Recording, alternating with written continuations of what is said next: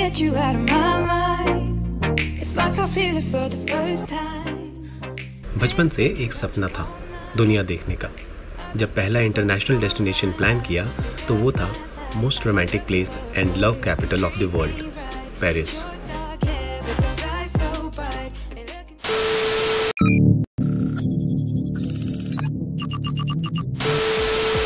मेरे बहुत से दोस्त जो फ्रांस या यूरोप के दूसरे देशों में जैसे कि Switzerland, Greece, Italy, Netherland, Spain जाना चाहते हैं, उन्होंने मुझसे मेरे यूरोप ट्रिप के बारे में पूछा।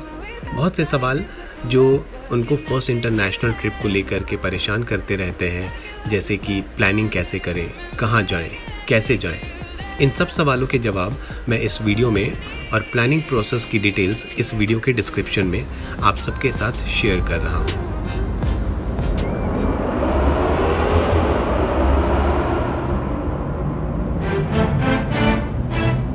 सबसे पहले मैं ये बता दूं कि हमारे यूरोप का वीज़ा, जिसे कि शेंगन वीज़ा कहते हैं, अप्लाई करने के लिए कुछ डॉक्यूमेंट्स देने होते हैं, जिसके लिए हमने फ़्लाइट्स की अपनी राउंड टिकट्स पहले ही बुक करवा ली थी। ये ticket new Delhi Indira Gandhi international airport से पेरिस के चार्ल्स डी गॉल एयरपोर्ट के लिए वाया चेन्नई थी। वाया चेन्नई जाने का एक ही पर्पज़ था कि हमें 2 लोगों के लिए ये टिकट तकरीबन 35,000 रुपये सस्ती पड़ी थी। हमने इवनिंग की हॉपिंग फ्लाइट ली और रात में चेन्नई पहुंच गए। चेन्नई में इमिग्रेशन फॉर्मेलिटीज़ की और 1 बजे के आसपास नेक्स्ट फ्लाइट बोर्ड की।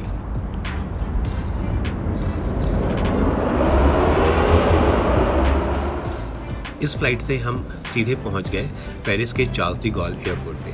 फ्लाइट डिबोर्ड करने के बाद सबसे पहले फॉर्मेलिटीज़ होती है इमिग्रेशन की, जो कि बहुत ही बेसिक से सवाल से पूरे हो जाते हैं, जैसे कि हम यूरोप में कितने दिन के लिए हैं, हमारी नेक्स्ट विजिट किस कंट्री में है, हमारा मेन पर्पस क्या है इस टूर का, क्या ये हमारा पहला यूरोप या उस देश जैसे कि फ्रांस का टूर है।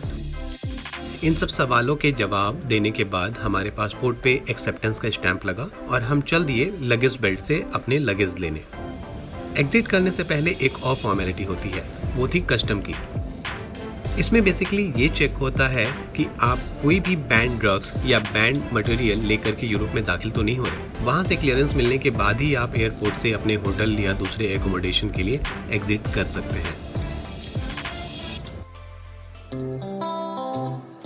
होटल बहुत महंगे होने की वजह से हमने अपने लिए एयरबीएनबी पहले से बुक कर रखा था। हमारे पास लगेज ज़्यादा होने के चलते हमने मेट्रो या लोकल ट्रांसपोर्ट लेना अवॉइड किया। हमने उबर कैब बुक की, जिससे हम सीधे अपने रूम पे पहुंच गए। उबर कैब वैसे तो यूरोप के ज़्यादातर देशों में उपलब्ध है।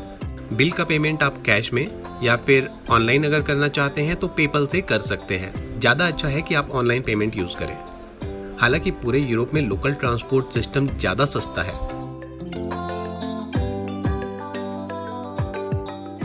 आप अपना आवरली, डेली या वीकली पास भी बनवा सकते हैं, जिससे कि आप उस शहर की लिमिटेशन में मेट्रो, ट्राम, बस में अनलिमिटेड ट्रैवल कर सकते हैं। हमारा एयरबीएनबी पेरिस के वोल्टेयर एरिया में था। प्राइवेट एंट्री और लिफ्ट फैसिलिटी के साथ ही इस रूम में ज़रूरत की हर चीज़ मौजूद थी।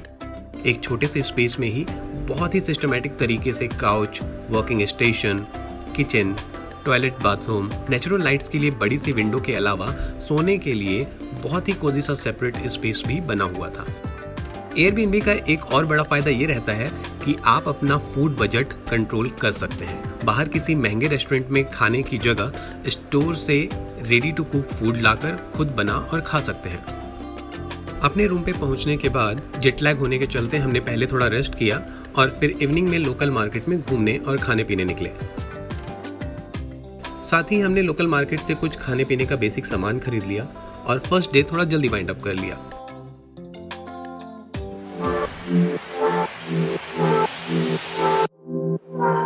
नेक्स्ट डे हमने डिसाइड किया कि हम सबसे पहले पेरिस की आयरन लेडी को देखने जाएंगे, यानी कि आईफिल टावर, और वहां तक जाने के लिए बेस्ट ऑप्शन था मेट्रो। पेरिस में मेट्रो का जाल ठीक वैसा ही फैला हुआ है जैसे कि इंडिया में दिल्ली और कोलकाता में। हमने ट्रोकैडेरो मेट्रो स्टेशन की मेट्रो ली और पहुंच गए ट्रोकैडेरो गार्डन। आईफिल टावर के सामने बने इस गार्डन की अपनी ही खूबसूरती है। इस गार्डन के दोनों तरफ म्यूजियम है जिसमें कि हमें बिल्कुल भी इंटरेस्ट नहीं था। हमने पास ही बने टूरिस्ट इंफॉर्मेशन सेंटर से कुछ मैप्स और इंफॉर्मेशन कलेक्ट किए और चल पड़े आर्क द ट्रियम्फ के लिए। आर्क द ट्रियम्फ की दूरी आईफिल टावर से तकरीबन 2 किलोमीटर है। हम वहां से पैदल ही निकल पड़े। आर्क द ट्रियम्फ फ्रांस की क्रांति, नेपोलियन का युद्ध और प्रथम विश्व युद्ध में शहीद हुए वीरों के सम्मान में बना है।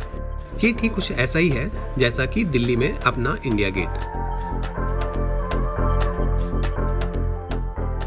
आर्क द ट्रियम्फ घूमने के बाद हम चल पड़े एक बहुत बड़ी बोट से इवनिंग कनाल सिटी टूर पे।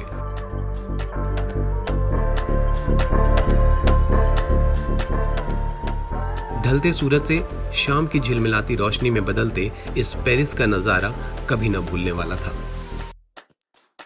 सीन रिवर से निकले उस कनाल पे चलती बोट, साथ में चलती ठंडी हवा और उस बोट पे भरे लोगों में जोश जबरदस्त था।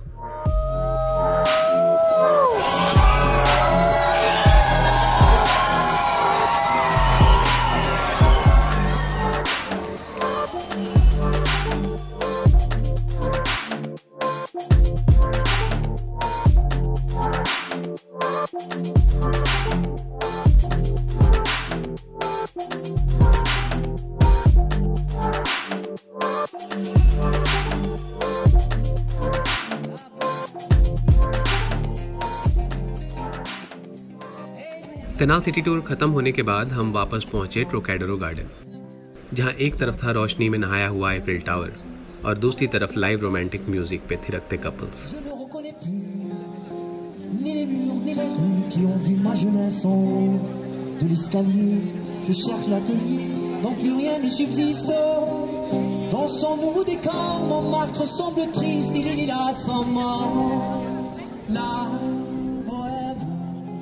इन रोमांटिक यादों के साथ हम निकल पड़े अपने एयरबीएनबी की तरफ, क्योंकि अगले दिन बहुत कुछ देखना बाकी था, जिसे कि आप once in a lifetime moment कह सकते हैं।